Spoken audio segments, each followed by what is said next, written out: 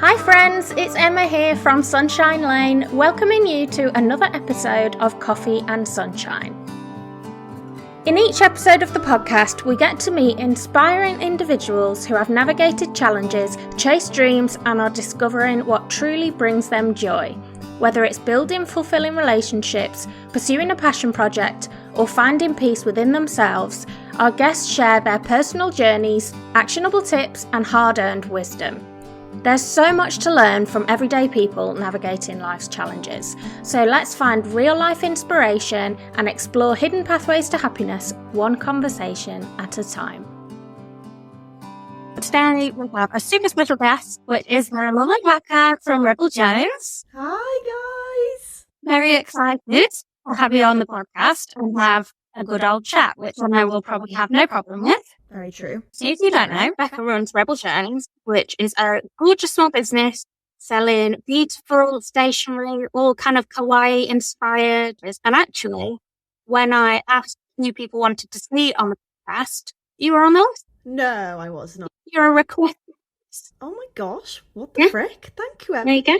Yeah. I got to tell you that. Whoever said that, said me. Thank you so much. I think it was more than one. Oh my gosh, what? Do you know what? Yeah. This was said when on another podcast I did, and I was just like, that just mind blows me. That More mind. people want to hear from you, so good job. I got some questions. I love it. Yeah, go ahead. So you run Rebel Jones now. Yes. Love it. But it wasn't your original goal, I believe, No. because you also sing. Yeah, I wanted to be like Miley Cyrus, Hannah Montana. So where did that start? Like, did you start singing really young? Oh my gosh, yeah. So my dad can't sing at all, so it doesn't come from his side. He thinks he can, but he can't. My mum and my auntie brought me up with musical theatre, so every Christmas, every birthday, we'd be around my nan's or we'd be around mine, and we would get the karaoke out, and it would be we'd always sing Gravity from Wicked, Dream to Dream, Les Mis. Like we had our songs that we'd always sing. And then I think I was around 4 years old, and the first song I got taught was Castle on a Cloud from Les Mis. And yeah, every time, every family event, I'd get do you remember when you were younger and you used to have like the little stool that you used to stand on to brush your teeth? Yeah, so I would bring that down from the bathroom, put it in the living room, tell everyone to shut up, but obviously in a nice way. And that's what I would sing. So it's always been in me. And I love singing. I definitely don't do it enough anymore. But yeah, that was my goal. That I wanted to be a famous singer. I wanted to be a pop star. I wanted everyone to be shouting my name. I wanted everyone to be coming up to me in the street. That was like the aim. So Yeah. that's what I worked on. I did a lot of stagecoach, there was a local thing called Stage Factor. I did so many, this is so funny, I did so many like local music competitions, and like as part of it you had to try and get yourself in the local newspaper. So my dad has got like a huge file of like pictures of me in the local newspaper trying to get votes. And it's like a typical story when you used to watch the X Factor, and like kids would be on there and they talk about how they would do the local competitions and stuff. It's so funny actually, because I also used to make my family watch and sing and dance. Yeah. And I grew up mainly dancing, but also singing, but not singing like you. Yeah, my grandma would always say to me, I keep wanting you to come up on the truck idol. And I was like, I'm not going to. But I found recently a little program that me and my cousin had made. And we drew out all the programs for a little show that we were putting on for our parents. No. And we made them play 20 each. Shut up. Oh my God, that is brilliant. I was a businesswoman back then. I love that. And this is the thing, isn't it? Like we're so creative, artistic and like creative people. Usually, you know, they are either singing, musical, you know, or like acting, dancing, or they're the crafty ones and the, you know, illustrating and design, and it all stems from like the same kind of like place and space, doesn't it? So yeah. No, I'm a big musical theatre fan, and when I used to shows as a kid, I would always think, wish I could do that when I was older. You know what? I still get like a little bit of me that's just like, shall I go on The Voice? Like there's sometimes like there's that little like in my head going, but obviously the X Factor scenario totally changed that for me. So yeah, so I auditioned for X Factor when I was, Christ, what on earth been? I auditioned for it in 2013 for the first time. So how old have you been then?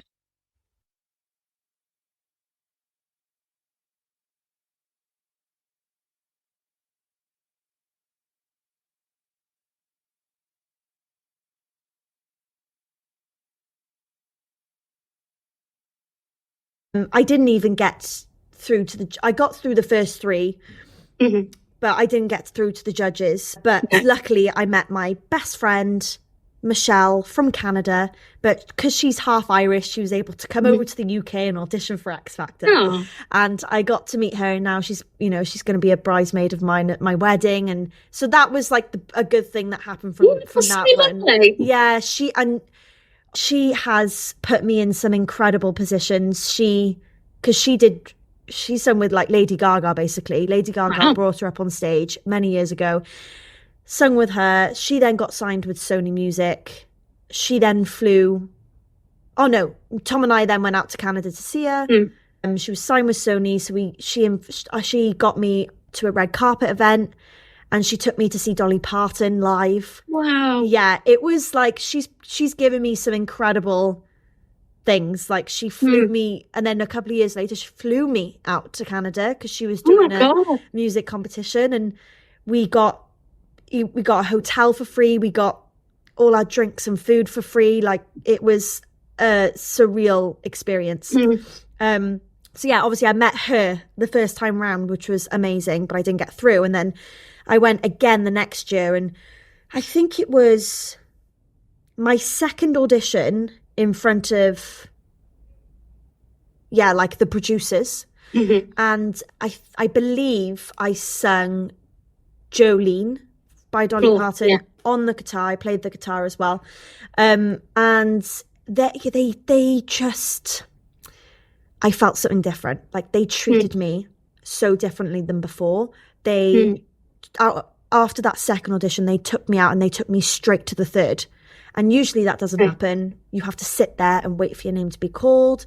So they took me straight to the third, and they loved me or whatever. And then I had to have an interview, and they were trying their best to get some sad story from me. Right. But I don't, like, growing up, yes, my mum and dad are divorced, but they're like best friends. I wouldn't go that far, but they're really good friends. Like I've never had to deal with that kind of stuff. Like I've had a really nice childhood, got spoilt rotten. Like that was me. Like I was fine. I think the only thing I could have said was that a few years previous, my great auntie Gwen passed away, and she was incredible, an amazing person. And her favourite song was Moon River by Andy Williams, and she asked, because she was 93 when she passed away, and she asked to have that song to be played while she was passing away because it was her favourite song. And that's the only story I was able to tell them. That was quite sad. Like I couldn't sit there and cry because I was like over it. Does that make sense? Like, I grieved years and years, like years ago, news previous. So it was a very weird scenario. Anyway, I got the call that I have now my own producer that will sort me out, and you're going to see the judges. So the first one was in Manchester, Effort. We got there at 8 a.m. in the morning on the 17th of June, 2014. It would have been, or 2013 maybe, something like that. And straight away they're picking me and my family up. We are outside doing B-rolls, like they're shooting us from different angles. We have to walk down, and I was like, okay, this is different. Like they're choosing me to do these things. This is obviously something's weird here. But however, I got my audition in front of the judges at 11:30 at night. So we were there from 8 a.m. to 11:30 p.m. And then you've got to perform, and you're shattered. Yeah. So We did, but during, obviously, my dad, even though he can't sing, he likes to be in the limelight as well. So he did his own, not in front of the judges, just on camera, did his own like rap, and had a great time doing it. So we did a lot of filming for Extra Factor instead of X Factor. So remember that little like thing on that they would do on the side? So we did a lot for that. Anyway, I came back from, I did Jolene again for them. And I think Simon Cowell said yes. Cheryl said yes. Louis said yes. Mel B said no. But obviously I got through. Yeah. So then I go to the Extra Factor woman and we're celebrating. And literally, I'm not kidding you, we did a countdown to my birthday. I celebrated my 18th birthday, on X Factor kind of thing. Oh my God. Yeah, it was so bizarre. And then it moved on to the next round. And then that's when it went all a bit sad and horrible, because I got a phone call whilst I was on holiday. I gave them 3 choices of songs. Girls Just Want to Have Fun, Cyndi Lauper. Andy Williams, Moon River, because they wanted that. I think they wanted that to be part of it. And I think it was an Aretha Franklin song, I believe. I have no idea why I chose those. No idea. I would not choose them now. But yeah, they told me that Girls Just Want to Have Fun is Simon Cowell's favourite song, and you should sing that. And I was like, I'm in. Like, I'm just a random favourite song. I'm going to smash this out the park. So we get to London then for the O2 Arena, and this is when you perform in front of, like, I think 3,000 people. And we got there, and I noticed that my producer would not come near me. He wouldn't. Right. And I was like, something's wrong. You know when you just know, like, they treated me differently. I had a few times where they recorded me, but nowhere near as much as the last one. And they also, my audition was a lot quicker this time.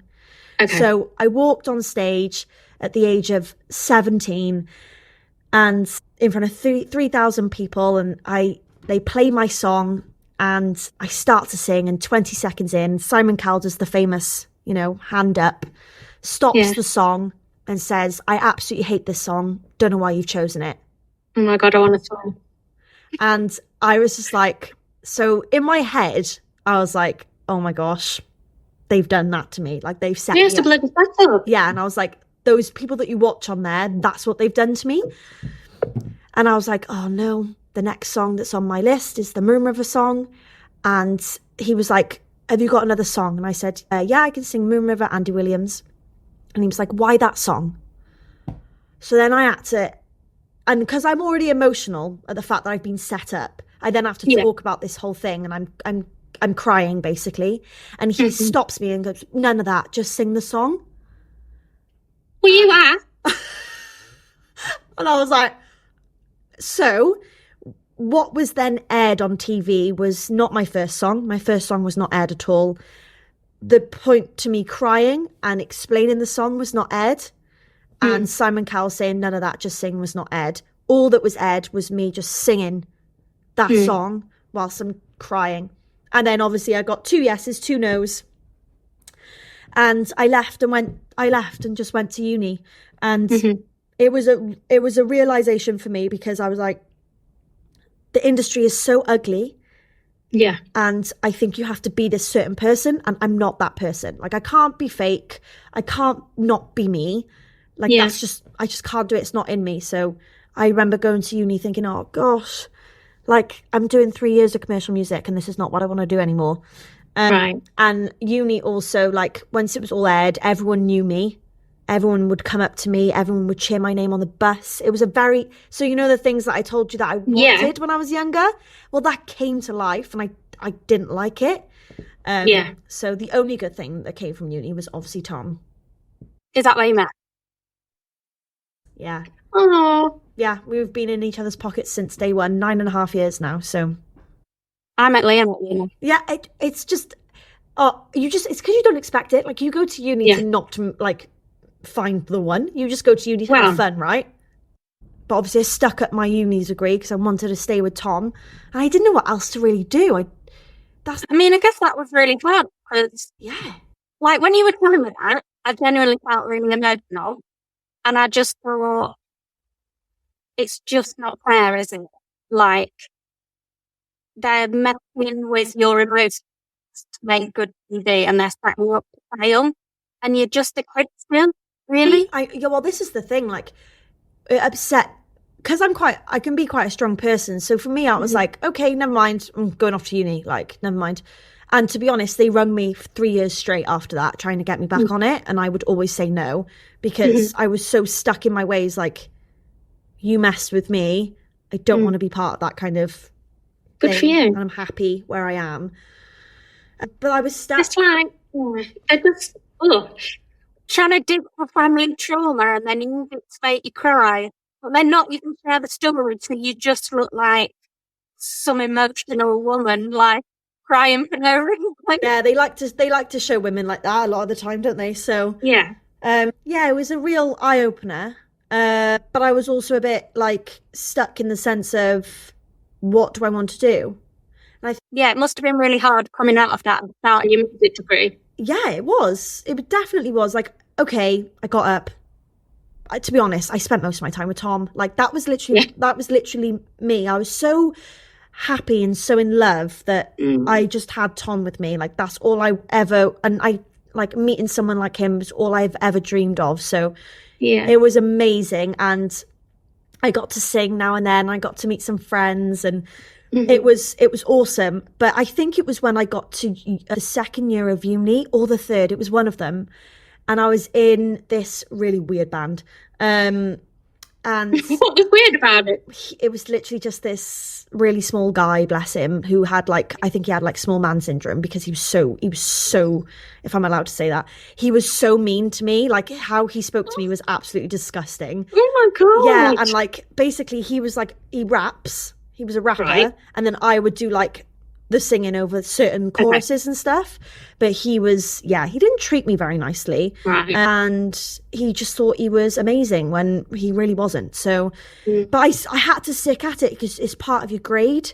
So, but they wanted to create a logo for the band and CD. You had to, one of the courses, part of it was creating a logo, creating like a CD cover, posters and stuff. And for some strange reason, I was like, I'll do it. Bear in mind, I used to hate drawing when I was a kid. I wasn't good at it, hated it. So, yeah, I don't know why I put my name forward for it, but I totally fell in love with the whole, like, design element and being creative that way. I know. And then that is literally when it all started. I think it was in the third year, because I remember graduating from uni, being in Bath for another year after uni before moving back to Wales, and I was just drawing and I was applying for graphic design jobs, which was really difficult because they wanted experience and not a degree. Yeah.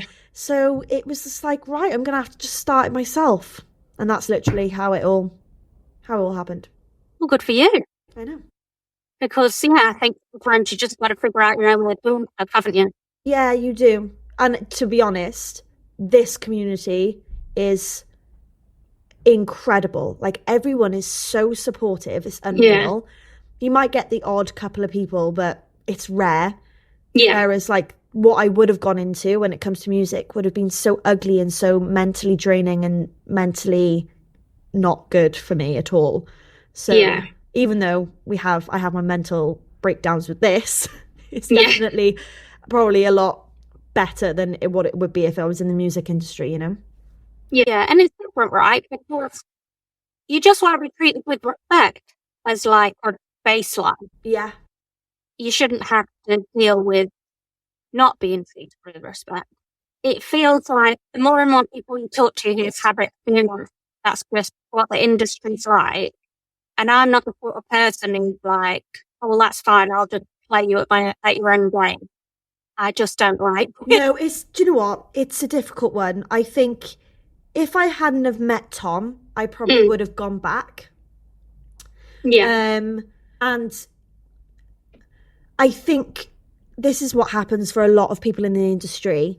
You get treated like absolute crap for God knows how many years. And then finally, when you are so popular and so loved and so wanted, that's when you can start taking your power back. Yeah. But you've got so many mental health issues from that past that is it really worth it? And I don't think it is, personally. Like, yes, they've got money in these beautiful houses, they can go wherever they want, but mentally it's just not ideal. I've heard some... It makes me think of A Star Is Born. Yeah. Literally. How, like, she only gets to create what she wants to create when she's so famous that they can't tell her otherwise. Exactly. And that's exactly how it goes. And I think some people I give credit to the people that can do that, because it takes a lot. I'm not that girl. No, but I see it as, like, maybe people don't know what else to do and don't feel like they can stand up and say no, like you did.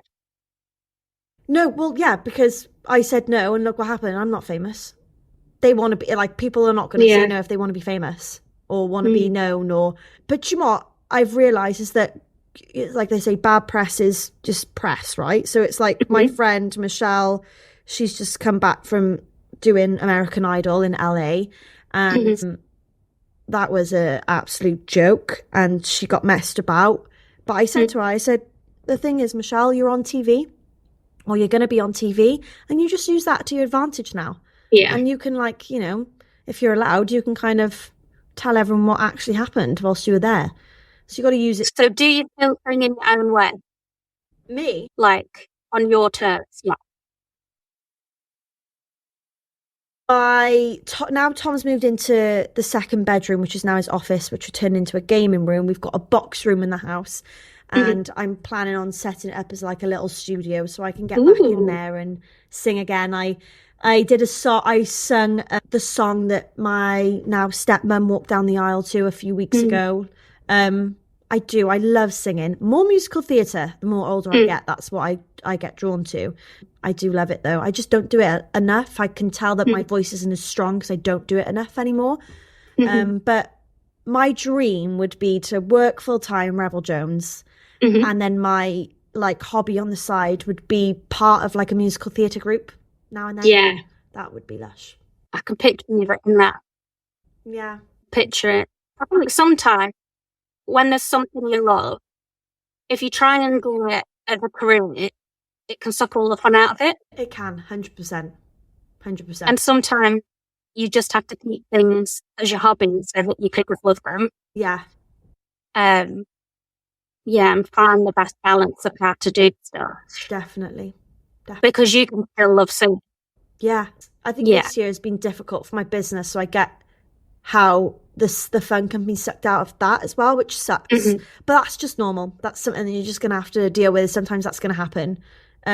So I think the fun would have been sucked out of my music career, a lot quicker, and probably would never come back. You know, whereas like this will be on and off. Yeah. And you know, you've got exciting things coming up with the business. Yes. And then it'll be like event season again. I think I've come to realise in my business now, focusing on the things that work, even if it's minimal, that's what I'm going to focus on now. And we've obviously spoken a lot, like, about this, like, these things recently, like with your journey, and how I keep saying it to people. I think if I was financially in a different place, like, I'd probably be begging Tom, like, let's have a baby, babes. But I'm not financially there. And I still want to be financially there to treat Tom, because Tom spoils me rotten. He's always there when I need it. Like, he's bought me my new, like, TENS machine, like the Myuvi for my endometriosis, and because I can't afford it. And he's been able to be there to do it for me, and all the other things. He's buying me a Switch today from Esme. Like, I just love him, and he's just done so much for me. And I know it's not about money, and he always tells me that, but I want to be in the position where I could be like, do you know what, Tom, it's on me. So yeah, I think just focusing on the things that work, trying new things, seeing if they work, that's great. But like we said in our other phone calls between just us two, like, getting into more shops, getting seen by people, because like I said to you, like, when people see my products and feel them and see the quality, like the bullet journals, they want them, and that's when they become more and more popular. So yeah, I was went to the stall at Southwest Wine Club, and I noticed all day that when people were like that, actually seeing the bullet journal, people that didn't even bullet journal were like, yeah, I don't want. Yeah, they were. Yeah, the quality of them is insane. And I'm so excited, obviously, to be bringing back the Dream Plan Do one next year and possibly a brand new one. Possibly. So we all want to make a living from what we do. Yeah. And I think people get very scared about saying it. Like, Yeah. I get scared to say that I care about making money. I want to make money. Do I want to make loads? I mean, who wouldn't? But I don't, I'm like, I always say to like my family and Tom, like, if I could bring home a £1,200 profit every month for my business, that would do me amazingly well, right? If I get more, great. If not, that's fine. I don't care. Like, with Tom and I's salaries combined, if we were like that, we'd be laughing and be enjoying our life a little bit more, you know? And I think people get really scared to talk about that. And I can imagine myself like where I am in Starbucks. I love working with the girls in Starbucks. I have so much fun. We have such a laugh. I'm very grateful to have that there. And to be honest, it wouldn't surprise me unless I earn £1,200 a month. Like, I'll probably stay there for a very, very long time. And I think I've come to grips with that. I think this is why I haven't done a goals video on YouTube this year, because it puts pressure on me. Yeah. And I just don't need that pressure. Like, in my last goals video last year, like, by now I wanted to be working here full time. I've quit Starbucks. That has not happened. I've had to add shifts back in Starbucks because I'm not making enough. I think obviously if the world was in a better place in the sense of things haven't gone up so much, it might have been we'd been in a different scenario. Yes. But I think, you know, you just always sometimes you just compare yourself to others and other people's journeys, which is easily done. And like, yes, I'm 5.5, well, no, I think I'm 5 years in and I'm still working part-time, but you know, that's just my journey. So yeah. And actually, if it helps cope some of the financial pressure, you're probably able to be more creative on the daily business because you're not in this state of panic about, I'm not selling enough things, and you know, you've got that. That's exactly why I was doing it, because I didn't want to come in the studio. I didn't want to do these things.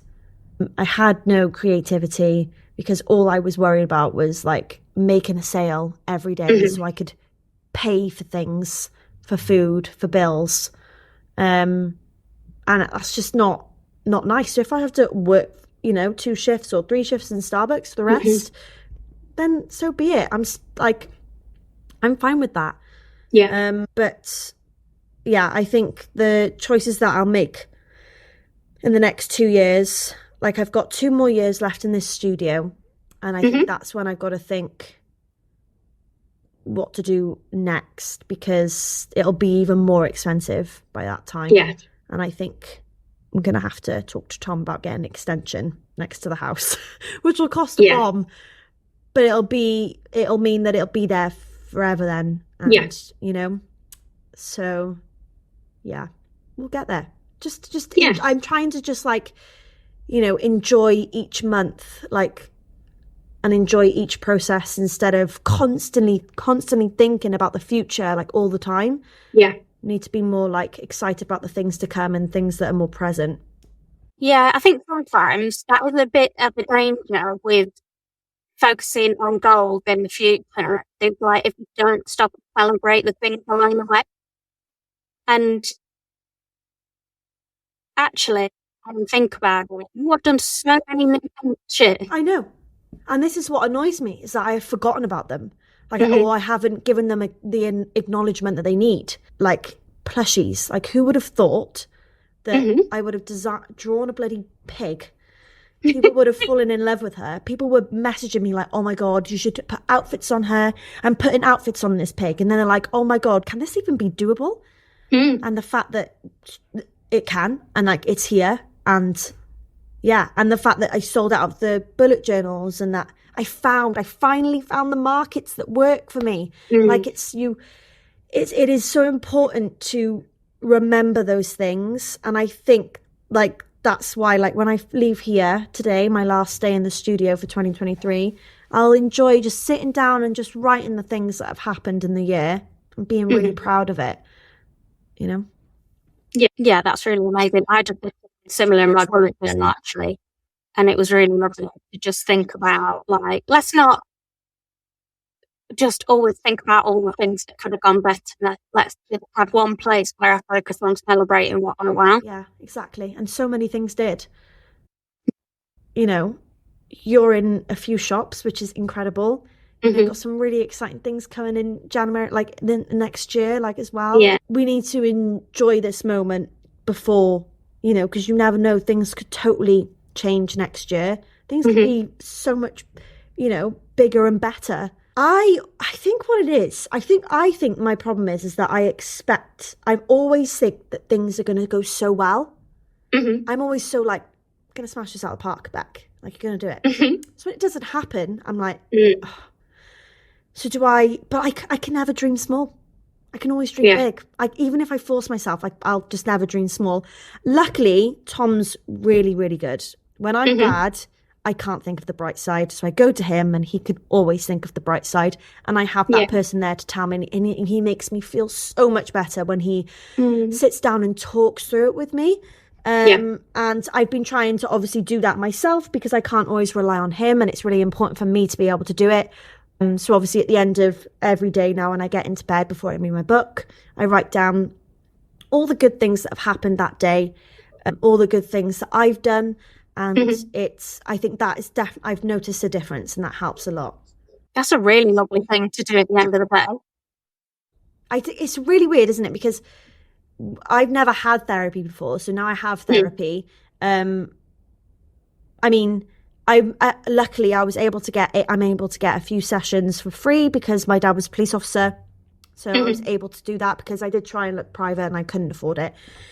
So I was lucky enough to get that. I think the therapist that I've got is helping me for sure. But I think if I paid private, I probably would get an experience that I'm kind of looking for more. But this is, you know, I'm still with them because they're obviously helping me. And I think you don't realize when you do these little things, like I'm in a better space, and it is because those things are working. But I think because you've been so negative about it for so long, you just don't think that it's going to work. But the more you do it, the more it works. Yeah, all that stuff over time, doesn't it? Yeah. So what is something that you're looking forward to in the new year? So obviously a big announcement is going to be happening on Christmas Eve. Now, I'm not going to be announcing a date, but I believe I'm going to be announcing what it is and where it's going to be. My patrons have helped me design this new thing, which is very exciting. And then at the end of January is basically when all that's going to come up. So everyone listening, get your freaking countdowns on for the 24th of December. That's Christmas Eve, isn't it? Yes. Yep. And make sure you listen up and watch and find out what's happening. But that's going to happen. And then on the 22nd of January, I am going to be in the Kenji store in Manchester Meadowhall. Well, I'm not going to be. My products are going to be. Sheffield Meadowhall. Yeah, that's the one. That's the one. Don't take them for Manchester. Sorry, I've been saying Manchester to everyone. I don't know where my places are ever. Like, I don't, because I remember going to Edinburgh for Christmas once, and my dad was like, "Oh, Scotland." I went, "No, Dad, Edinburgh." He was like, "Beck, that's in Scotland." I'm like, "Oh God, yeah." Like, yeah, geography's not my strong suit either. Don't worry. I am bad, but yeah. So that's what's coming up. Obviously, Stationery Fest. I don't know, are you going to be doing it next year? I am. We're both going to be back at Stationery Fest. Stationery Fest is booked. I'm excited for that. And obviously, I've got the new auto heat press. So apparel will be tried and tested next year. And yeah, that is where we're staying. I'm focusing on my Mystery Monday boxes, subscription boxes, Mm-hmm. my bullet journals, and getting into shops and getting seen more in person. So it's exciting, and that's what I'm going to focus on. Yeah. Well, it sounds like you've really thought about what's worked this year and got a plan Yeah. for next year. So if anyone lives in Yorkshire or nearby, 22nd Jan, head down to the Punky Store and see Becca's product in person. 2 weeks. And to be honest, there'll probably be, there are going to be products on the shelves that won't be on the website. So there'll be some exclusive products there. If there's any left, I'll pop them on the website. If not, they'll just probably never be made again, or they might be made in the future. I don't know. But yeah, I'll definitely be making exclusive products to go into that shop for sure. Exciting. I know. So if you had one tip for people thinking about their goals for next year, what would it be? I would say start with like a few. Mm-hmm. Don't think that you have to have, but also if you do have loads, accept that some might just not happen, and like that's okay. But I think for me, I've just focused on kind of like 3 in my mind. Yeah. Because remember, you can always then, if you have achieved those 3 goals, you've achieved your goals for the year, and that's incredible. And then you can like anything after that, it's just a bonus. Yeah. So I think it's more about simplicity and bringing things down slightly and working on the goals that are more achievable, really. Yeah. You know, I think it's hard to say it, but like Tom was saying, instead of making because at the moment, like I'm stressing about sales, and he's like, but have you got a sales goal? And I'm like, no, I haven't. And even if that's just like selling 1 bullet journal a week, a month, you know, that can be a goal of mine. Like just trying to, when you minimalize it and like write it down on paper, it seems more achievable. At the moment, I'm just like, I want to make sales, but what are they? And that's like they're the things that you need to focus on more, is that you might want to do that, but simplify it and make it a little bit smaller and more achievable. I think that's effective. That's what I've been trying to do this week, actually, is look at like what are the few things that are going to make the most difference, and let's just focus on them, because I can't be trying to work on 10 goals at one time. No, it exactly. Just means you don't get anywhere with anything. It's too overwhelming. 100%. Definitely. Love that tip. Well, thank you so much for being on the podcast, Becca. It was a lovely, lovely chat. It was lovely. I will pop your details in the podcast description so that everyone can look out for your Christmas Eve announcement. Yes. Thank you. And they can follow and see all how it's going in the new year. Yes, please do. Thanks so much, Em. It's been lush.